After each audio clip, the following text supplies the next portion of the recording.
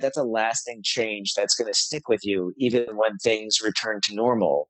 Is finding and creating a more joyful work from home space. That's something you're always going to have with you, even when you're no longer working on a regular basis at home. And so the idea is to apply these principles to the book at home where your current work situation is for most people. And then you can do the same when you head back into your more traditional office space. But all of these things can stick with us in perpetuity.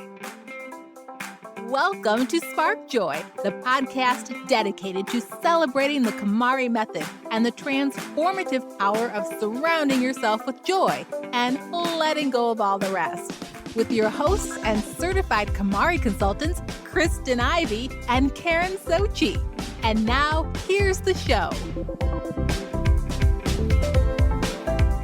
At no time in modern history has work-life experienced such a dramatic and swift upheaval.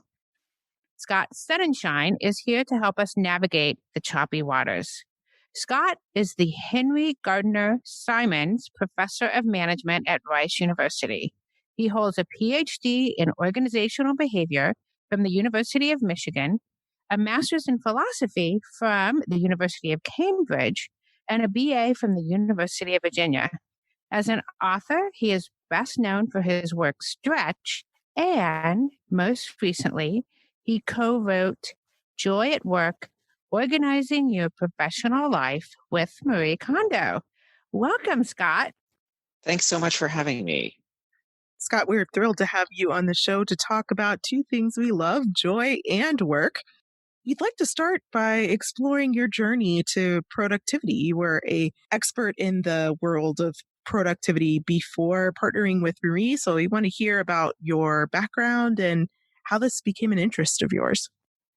So my interest in business and productivity started during my time working in Silicon Valley early in my career. I was there during the dot-com boom and subsequent bust. And if you remember, it was kind of like the Wild West out there. There were lots of companies that didn't really know exactly what they were doing. They were squandering a lot of resources that they had because it seemed like there was this endless supply of money, people, and whatever other resources they were using. And my company itself went through tens and tens of millions of dollars of venture capital very quickly without a sustainable or viable business model. And I saw a lot of really smart people, a lot of hardworking people spending so much effort trying to prop up something that was just destined to fail from the very beginning. So I became very intrigued with this question about how do we interact with the resources in our work and in our lives, whether they be physical resources or immaterial resources like time or money. And I did a PhD in organizational behavior to study questions around why is it that some of us can find meaning and success in our lives with so little, whereas others have a hard time finding meaning and success with so much. So I did my PhD at the University of Michigan in organizational behavior, and then have joined the faculty at Rice University for the last 13 years, continuing these pursuits. We appreciate that you did study this because I think we have this idea that, the harder we work, the more we can get done, but it's really about the smarter ways we can work. And we so enjoyed your book, really blending the productivity side of work life and career path with the physical side of things, the way an office is set up, and of course the tidiness that Marie Kondo brought to the story. We reviewed Joy at Work on Spark Joy episode 128. Could you tell us a little bit about the book itself, kind of how you guys partnered together to come up with this idea and this theme and what it was like to work with Marie Kondo? Sure. Marie and I first started working together March 2017. And in a lot of respects, our work maybe to an outsider would appear very different, but in other respects, it appears very similar because I think we both share a passion for focusing on things that really matter most to us in our work and in our lives. So Marie had become familiar with my first book, Stretch, which is a book really about the science of being resourceful, about getting more out of the things that are already in your life. And she had become familiar with it and invited me to her house to have a discussion about how my research and some of the things I've been working on could help understand her method better and to understand some of the science and the basis behind the KonMari method. So I had a really nice chat over some tea for a couple of hours with Marie and her husband, Takumi, and a couple of people that were working for them. And we talked about how a lot of what they've been doing in their work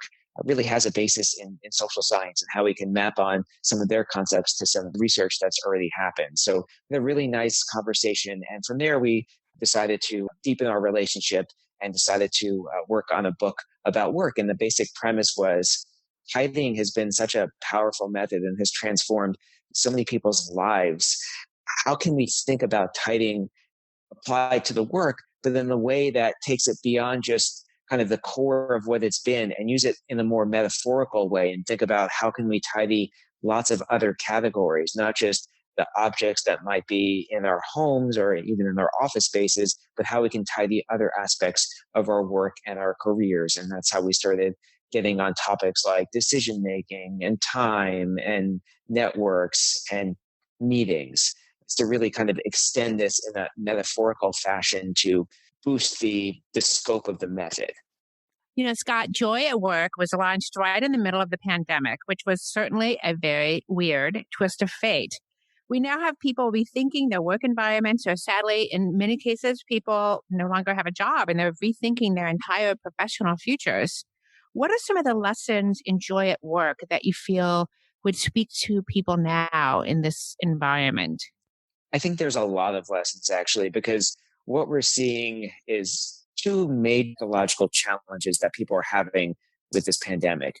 One of them is a lack of control. There's just a lot of things we cannot control in this pandemic, from not just about our work, but from our lives and when we can go outside, where we go outside, what we can do. There's a lot of sense that we can't control things. And a fundamental human need is to feel like we're in control of our lives. The second major psychological challenge that people are having is a lack of uncertainty.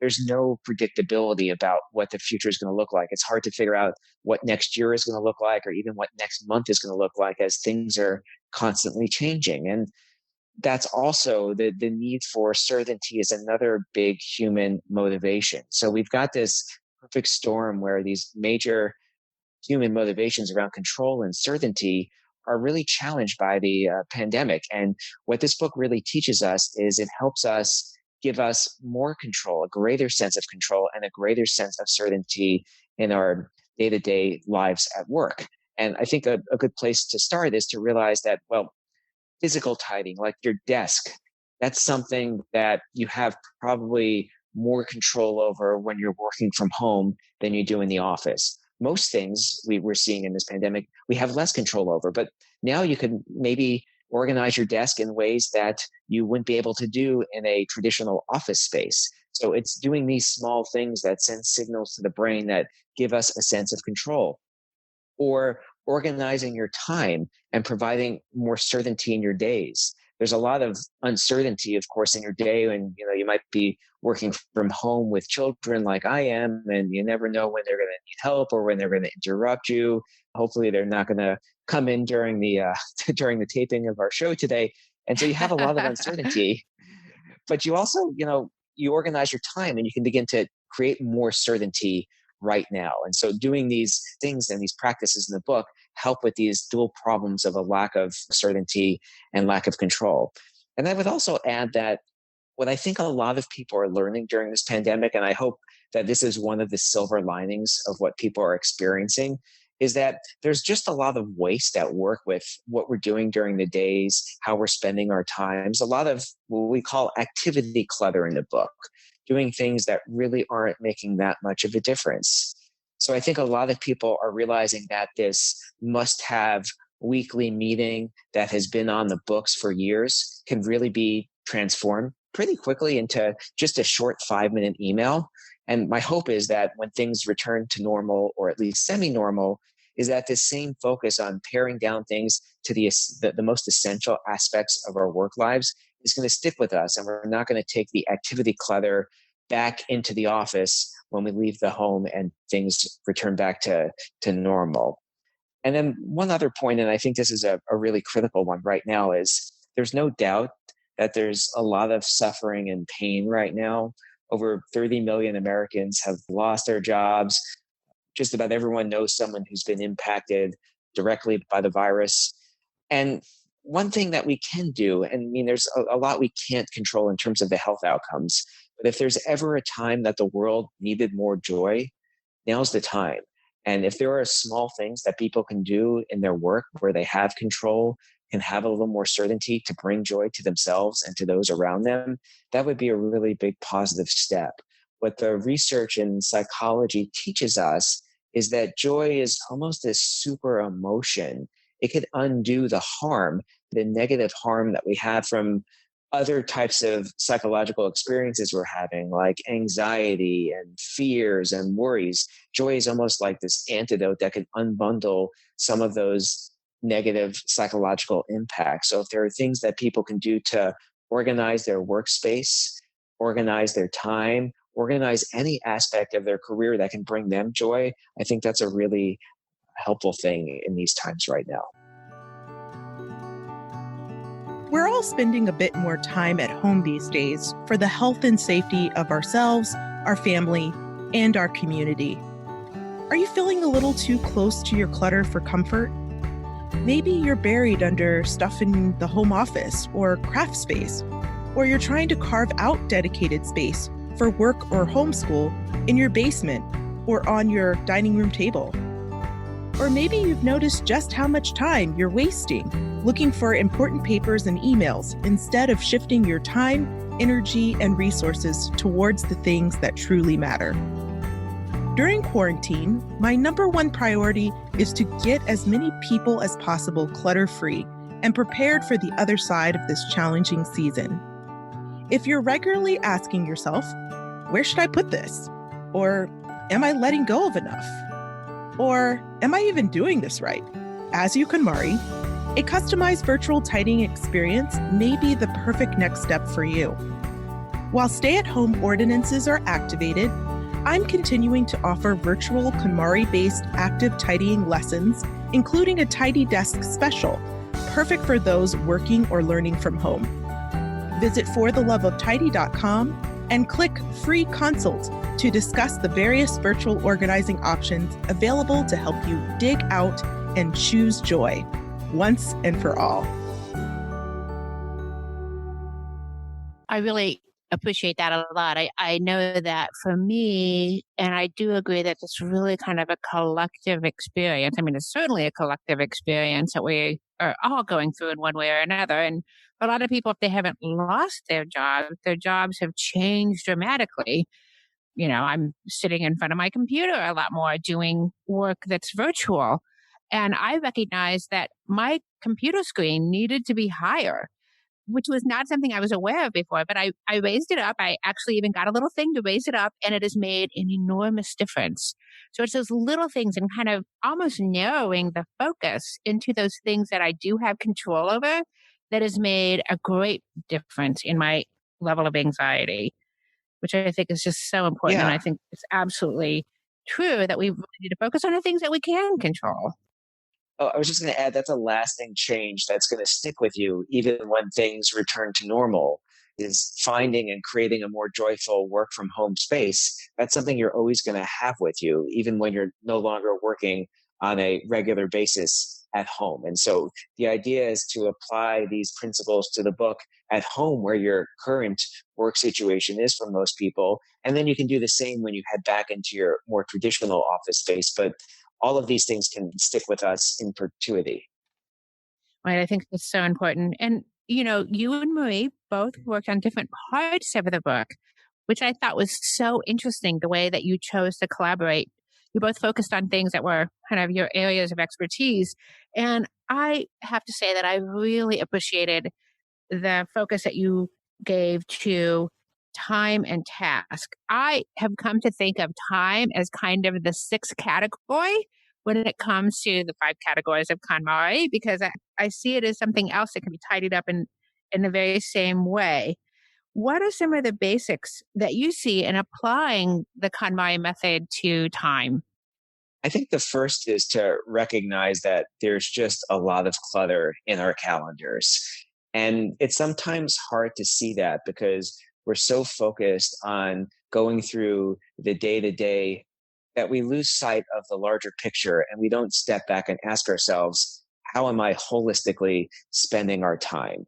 And this gets manifested in multiple ways. One of the biggest is what we call the Z trap, which is we tend to just spend our time on things that appear to be the most urgent, even if it's not the most important, right? There's the cliche that says the squeaky wheel gets the grease. And the same really happens in our calendars, where we don't have a sense of reflection about how am I actually spending our days. So when we tidy our time, we're going through this more mindful engagement of our calendars to really ask, am what I'm doing on a day-to-day basis, is it really necessary for my job? Does it create a more joyful future, whether that might mean some career goal or something that you want to learn? And does it spark joy? And I think what most people do is they more automatically sign up for things on their calendars because they don't think about their importance or they feel like they don't have any choices about it. So the advice that we give is really to focus on the urgent and the important tasks. And to realize the magnitude of the problem that people have, it's really helpful, just like you would take your pile of clothes and put them in one place all together to kind of see, wow, I really have a lot of stuff. You've got to do the same with your time, because you don't really think about the meeting that you have on Tuesday that takes 2 hours. Then you might have a couple on Wednesday that take a few hours. And then you've got the Thursday meeting. And of course, you've got the Friday wrap up, and things start off on Monday to kind of re-engage with the week. And you don't go through it and realize, well, how much time am I actually spending in these meetings? And to what extent are they creating value? And especially if you're a leader in an organization, the cost of congregating people is very expensive. So I think this task is even that much more important. So to kind of make a task pile about how you're spending your days. And what people realize when they go through this exercise is sometimes they see there's a lot of activity clutter, and there are things that they're doing that aren't helpful for their jobs. They're not helpful for the organizations that they're working for. And those are things that can be immediately eliminated. Sometimes people go through this activity and they don't realize the job that they actually had. They might have taken a specific job and signed up because something about that job was really joyful for them. But the way that they're going about their days isn't in line with what they originally thought they signed up. And until they kind of go through this audit where they go through this pile of tasks and engage with each task and ask those questions about what's worth keeping, they don't realize that either. So it's important that they focus on what to keep.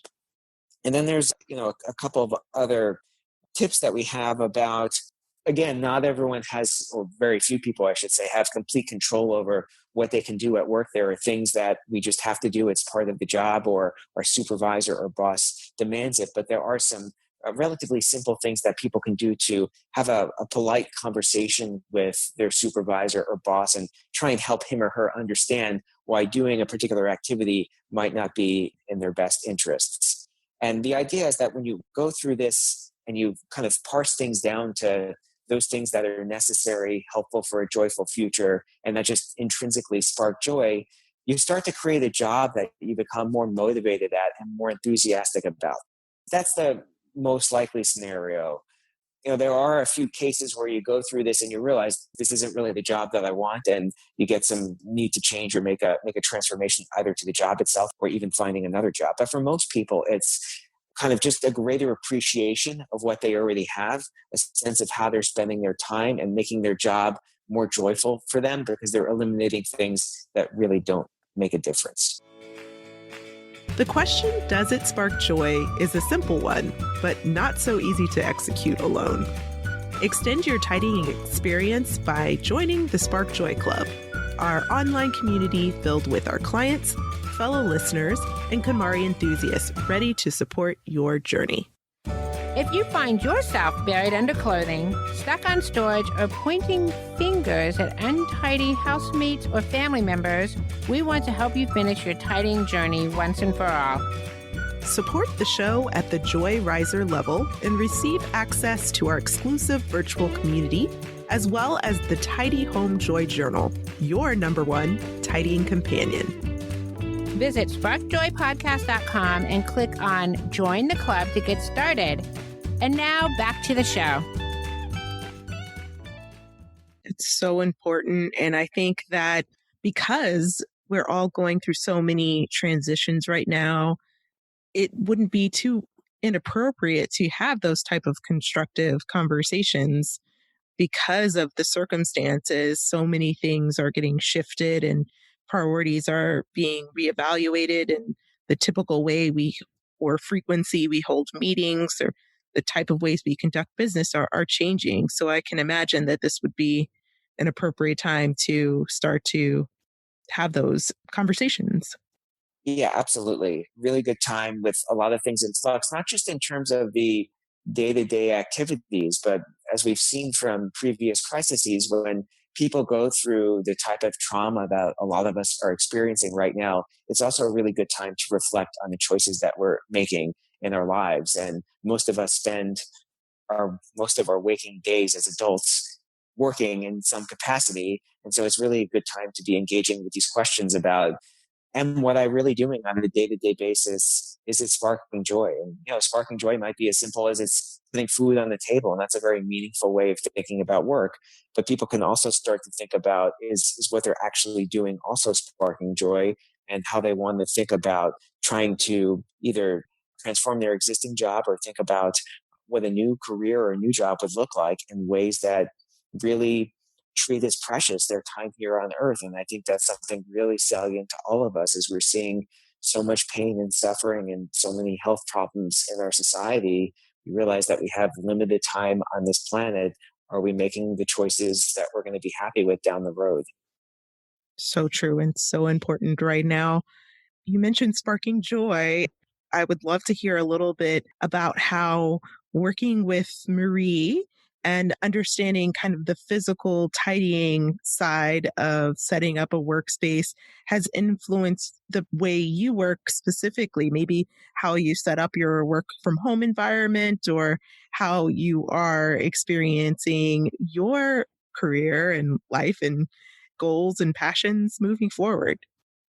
So I was very familiar with Marie's work before we started working together, but I hadn't gone through the KonMari method at home or even in my office. And I told myself, for me to get involved in this relationship, I would have to actually go through the method and make sure that it worked for me and that I had a positive experience. So I started in my office, and as a professor, I have even more so than most people, a very deep attachment to books. And when I say books, I had just hundreds and hundreds and hundreds and hundreds of books in my office. And a lot of these books I hadn't read for years, if not more, maybe over a decade. Certainly hadn't used them in so long. And so for me, one of the most powerful lessons in this method was literally taking all of the hundreds of books off my bookcases, and I had double stacked on my shelves. You couldn't see the books behind because they were double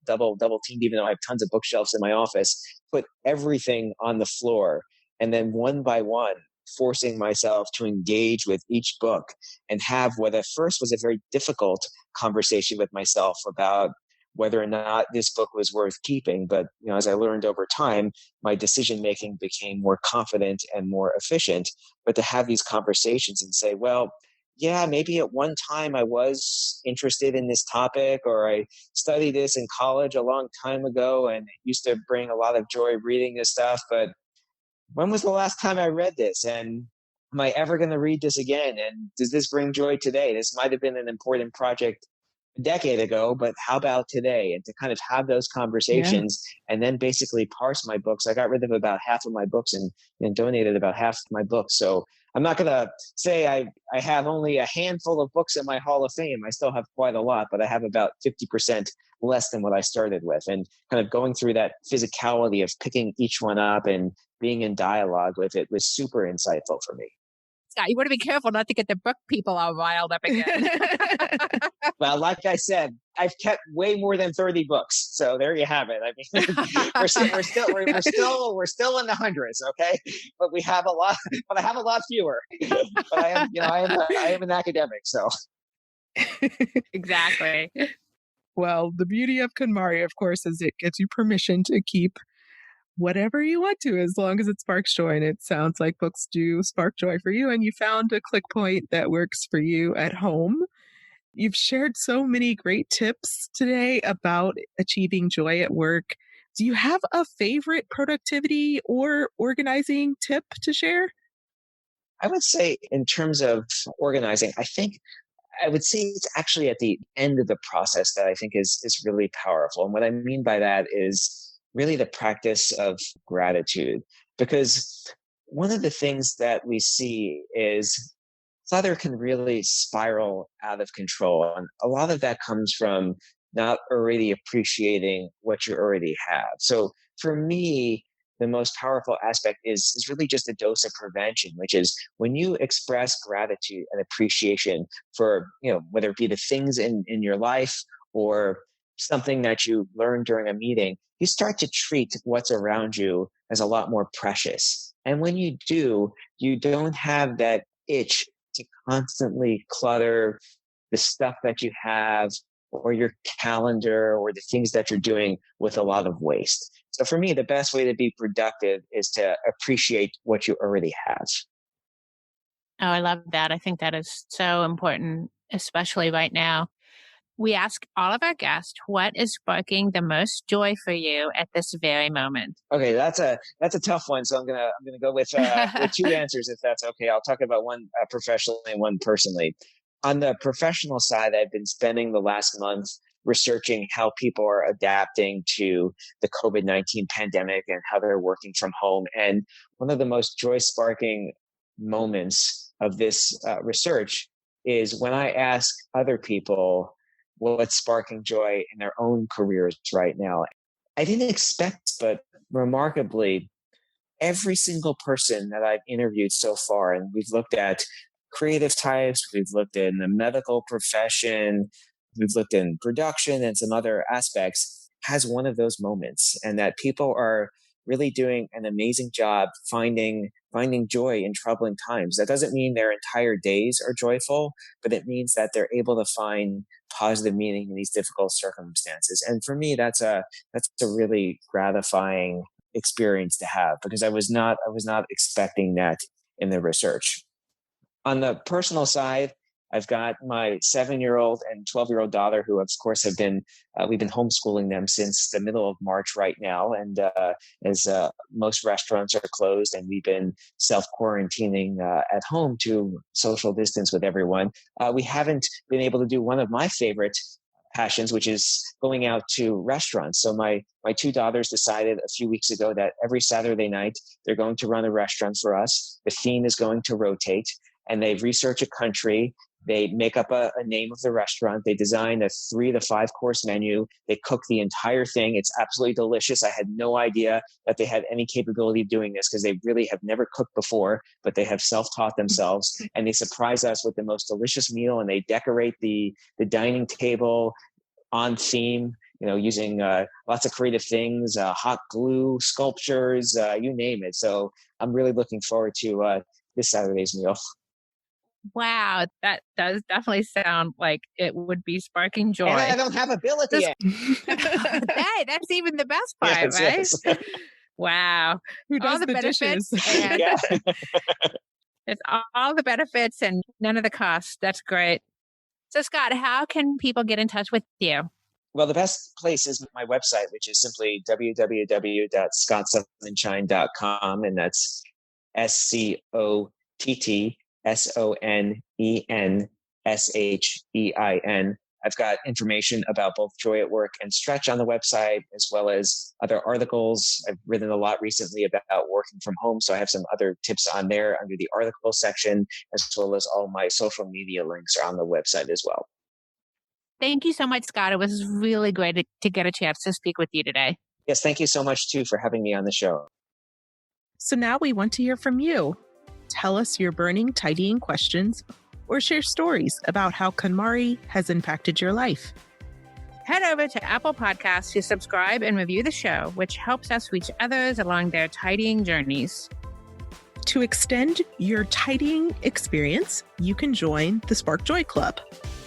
Visit sparkjoypodcast.com and click Join the Club to become a member of the Spark Joy community, or join us on Facebook, Instagram, and Twitter.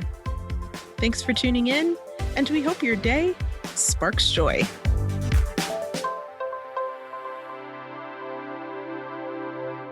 Thank you for listening to Spark Joy with your hosts Kristen Ivy of For the Love of Tidy in Chicago and Karen Sochi of The Serene Home in New York City.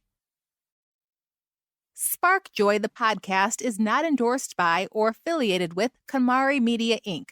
The opinions expressed on this episode represent the views of the co-hosts and guests alone and do not represent the corporate position of KonMari Media, Inc. or the KonMari consultant community.